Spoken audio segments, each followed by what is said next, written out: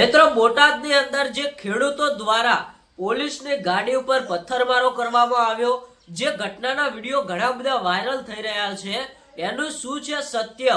અત્યારે હાલ 13 ઓક્ટોબર સૌથી મોટા સમાચાર મળી રહ્યા છે અને ફરી એકવાર મોટો ધમાકો થઈ રહ્યો છે।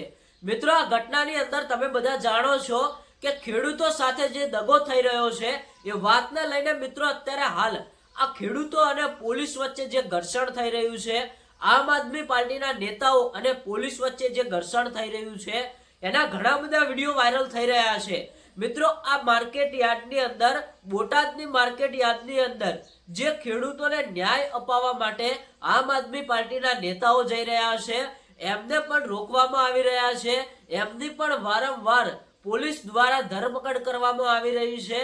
મિત્રો આ કેમ અત્યારે હાલ આપણા ગુજરાતની અંદર આવું થઈ રહ્યું છે કે જે એક ખેડૂતો સાથે ખોટું થઈ રહ્યું છે, એને જે લોકો ન્યાય અપાવી રહ્યા છે, એટલે કે મિત્રો ઘણા બધા આમ આદમી પાર્ટીના નેતાઓ ત્યાં ગયા, પણ મિત્રો તમે બધાએ સોશિયલ મીડિયામાં જોયું હશે કે ત્યાં જતાની પહેલા જ આ આમ આદમી પાર્ટીના નેતાઓની ધરપકડ કરી દેવામાં આવે છે, તેમને પોલીસની ગાડીની અંદર ધક્કો મારીને બેસાડવામાં આવે છે અને મિત્રો તેમને તે ઘટના સ્થળે પહોંચવા પણ નથી દેવામાં આવતા।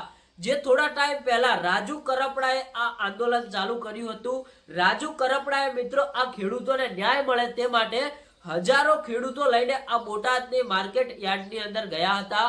એના પછી ઘણા બધા નેતાઓ ગયા, પણ મિત્રો આ પોલીસ અને આમ આદમી પાર્ટીના નેતાઓ અને ખેડૂતો વચ્ચે જે અત્યારે હાલ મામલો ચાલી રહ્યો છે એ ખૂબ જ ચર્ચાનો વિષય બની ગયો છે। એના પછી મિત્રો બોટાદ માર્કેટ યાર્ડની અંદર આ ખેડૂતોને અને આમ આદમી પાર્ટીના નેતાઓને પ્રવેશ કરવામાં ના આવવા દેવામાં આવ્યો। પછી મિત્રો આમ આદમી પાર્ટીના નેતાઓએ અને ખેડૂતોએ એક નવો વિચાર કર્યો કે હવે આપણે આ બોટાદથી 5 થી 10 કિલોમીટર દૂર જઈને એક રેલીનું અને સભાનું આયોજન કરીએ। જે ગામમાં મિત્રો ખેડૂતો અને આમ આદમી પાર્ટીના નેતાઓ જઈ રહ્યા હતા ત્યાં પણ મિત્રો પોલીસ રોકી રહી હતી, ખેડૂતોને નહોતી જવા દેતી કે નહોતી આમ આદમી પાર્ટીના નેતાઓને જવા દેતી। એના પછી મિત્રો પોલીસની ગાડી ઉપર જે પથ્થરમારો થયો એમાં અત્યારે હાલ નવા સમાચાર મળી રહ્યા છે। રાજુ કરપડાના કહેવું એવું છે કે જે પોલીસની ગાડી ઉપર પથ્થરમારો થયો એ અમુક પોલીસ કર્મચારીઓએ જ કરાવ્યો છે, જે અમુક લોકોએ તેમના લોકોએ જ આ પથ્થરમારો કરાવ્યો છે અને ખેડૂતને ગુનેગાર સાબિત કરવા માટે આ ઘટના રચી છે।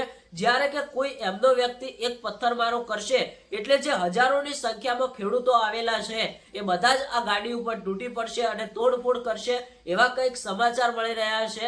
હજુ આપણે તમને ફાઇનલ નથી જણાવતા, પણ સોશિયલ મીડિયાના માધ્યમથી જાણવા મળ્યું છે। મિત્રો અત્યારે હાલ આ ઘટના વિશે તમારું શું કહેવું છે એ તમે કોમેન્ટ કરીને જણાવજો। ઘણા બધા લોકો નારાજ પણ થયા છે અને ઘણા બધા લોકો તો એવી પણ કોમેન્ટ કરી રહ્યા છે કે આ ભાજપના કાર્યકર્તાઓ અને ભાજપના નેતાઓના કહેવા પ્રમાણે આ ગરીબ ખેડૂતોને ન્યાય નથી મળી રહ્યો અને જે લોકો ન્યાય અપાવી રહ્યા છે એમને વારંવાર ધરપકડ કરવામાં આવી રહી છે અને એમને ખોટી રીતે જેલમાં ફસાવવામાં આવી રહ્યા છે। હવે જોઈએ છીએ કે આગળ નવા શું સમાચાર મળે છે। દરેક માહિતી જાણવા માટે આપણી આ YouTube ચેનલને સબસ્ક્રાઇબ કરીને રાખજો। મળીએ એક નવા વિડીયો સાથે।